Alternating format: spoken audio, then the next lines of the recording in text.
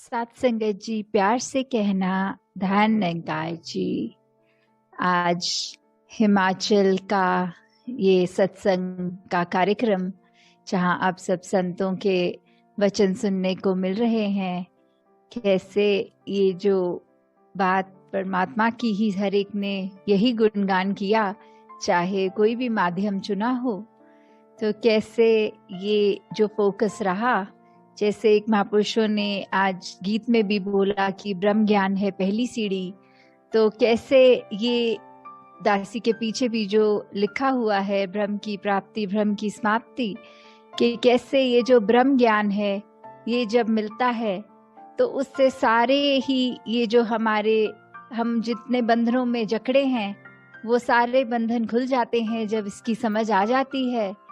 तो कैसे ये एक ब्रह्म ज्ञान से पहले चाहे हमें कितने भी भ्रमों ने उलझाया हो, ये जब इस परमात्मा का एहसास हो जाता है, इसके दर्शन हो जाते हैं, तो अपने आप सारे भ्रम दूर हो जाते हैं। और फिर अगर हम अपने जीवन में झांकें कि काफी बार ऐसी सिचुएशंस आती हैं जहां लगता है कि ये ब्रह्म ज्ञान तो मिल गया, फिर भी हमें ये उलझने आ रही हैं, ये एक भ्रम सामने खड़े हो जाते हैं। तो वो एक बात ऐसी है कि हमने अपनी चेतनता से, अपने ध्यान से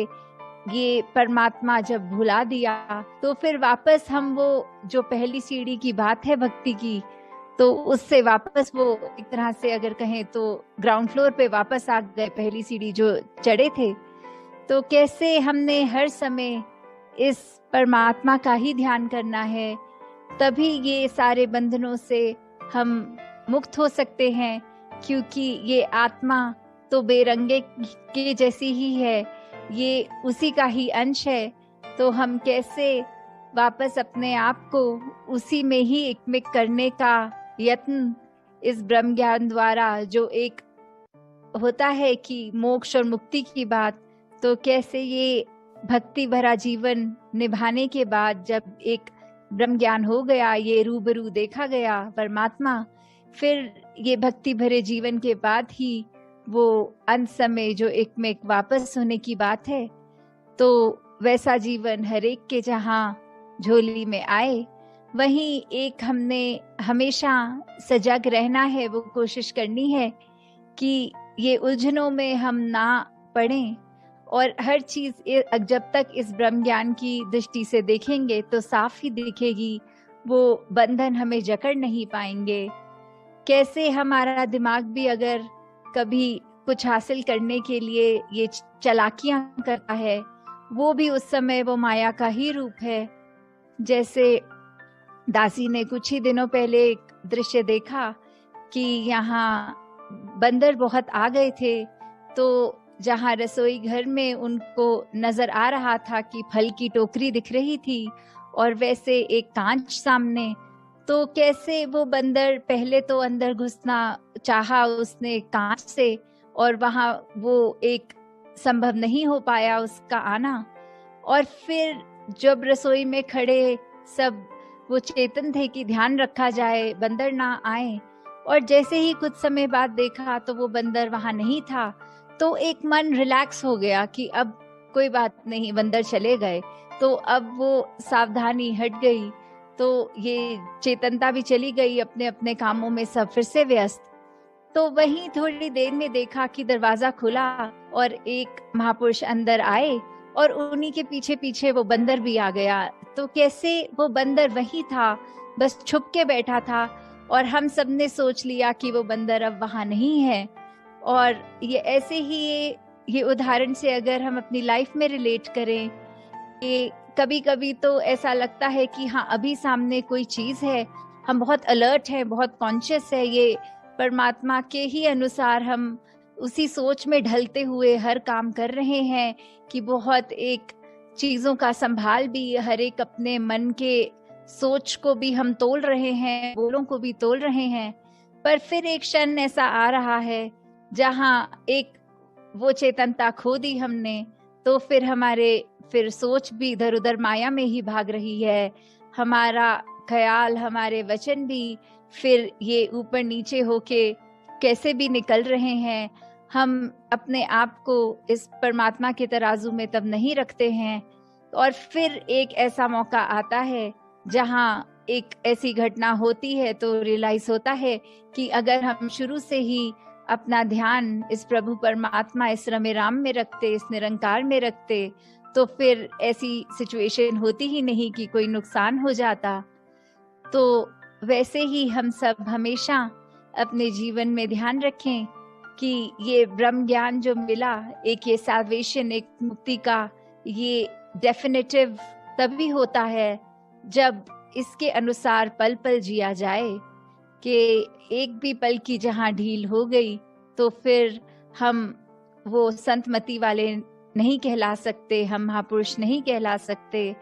हम हर पल सिर्फ एक अपने नेचर को ही ऐसा बना ले जहाँ हर ख्याल इस परमात्मा से शुरू इसी तक, हर कार्य इसी की रजा में, यही हमारी मन की भी अवस्था हो कि जब इसका एहसास, तो फिर सारे ही एक अच्छे गुण, चाहे विनम्रता होगी, चाहे वो दूसरों को ब्रॉड माइंडेड विजन से देखने की बात, कैसे हम हर एक को एक्सेप्ट करते चले जाएंगे और प्यार तभी कर पाएंगे जब एक्सेप्टेंस होती है। तो उसी तरह हमने हर एक के लिए जहां अपने आप को किसी की तुलना से नहीं श्रेष्ठ मान लेना, यही भाव, दास भाव कि सभी संत हैं, सभी के पास वही ब्रह्म ज्ञान है, और जो दुनिया इस ब्रह्म ज्ञान से अभी अपना मुख उजला नहीं कर पाई, उनके अंदर भी परमात्मा ही है। तो कोई भी संसार का व्यक्ति जो है उससे हम ज्यादा श्रेष्ठ नहीं हैं, इस परमात्मा के ही सब हैं। और वैसे ही अपने आप को हर एक का दास मन से मानना है।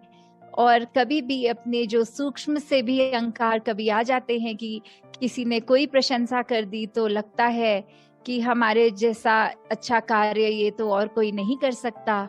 तो उस समय भी हम अपनी चेतनता खो रहे हैं, इस परमात्मा को भुला रहे हैं। क्योंकि आज इस परमात्मा ने ही बल दिया तो ये कार्य हो सका, वरना हम में तो कोई ऐसी क्षमता नहीं कि करे। और परमात्मा चाहे तो कभी भी हमें एक अपनी जगह पर रोक सकता है और किसी से वो कार्य करा सकता है। जैसे आज भी देखा, थोड़ा इंटरनेट बीच में प्रॉब्लम कर रहा था, तो एक महापुरुषों के वचन के हिसाब से वो जो लिप सिंक नहीं हो पा रहा था, क्योंकि एक बोलने की स्पीड और कुछ हो रही थी और विजुअली नजर और कोई विजुअल्स आ रहे थे।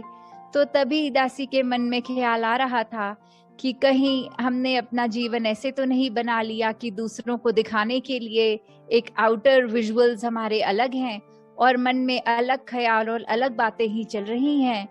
तो हमें हमेशा इसको सिंक में रहकर करना है, मन वचन कर्म सब इस ब्रह्म ज्ञान पे आधारित होकर, इस परमात्मा पे आधारित। तो तभी एक कैसे भी उतार चढ़ाव हो तो ये एक हम समदृष्टि अगर हम बाहर हर एक के लिए जहाँ रखें, अपने अंदर भी एक बैलेंस, ये अलाइनमेंट हमेशा रखें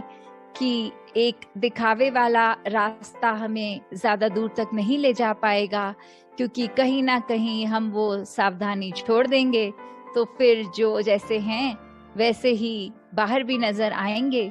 तो एक अंदर अपना मन जितना फोकस रखें हम एक सुधार के लिए स्वयं का, उतना ही जीवन हमारा और प्रफुल्लित और महकदार हो जाएगा।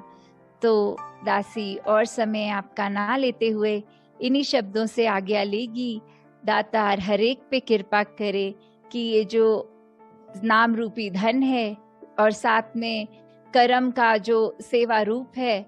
और मन से भी, धन से भी, चाहे फिजिकली भी, और सत्संग चाहे किसी भी इस समय वर्चुअल माध्यम से हो रही है, फिर भी ये अनमोल वचन एक कानों में पड़ रहे हैं, एक जीवन में सुधार कर रहे हैं। तो हमेशा सेवा, सुमिरन और सत्संग के लिए मन हमेशा उत्साहित हो, ये सीख लेकर स्वयं का सुधार करने का ही मार्ग है। दातार हर एक को भक्ति भरा जीवन दे। सात संगत जी, धन निरंकार जी।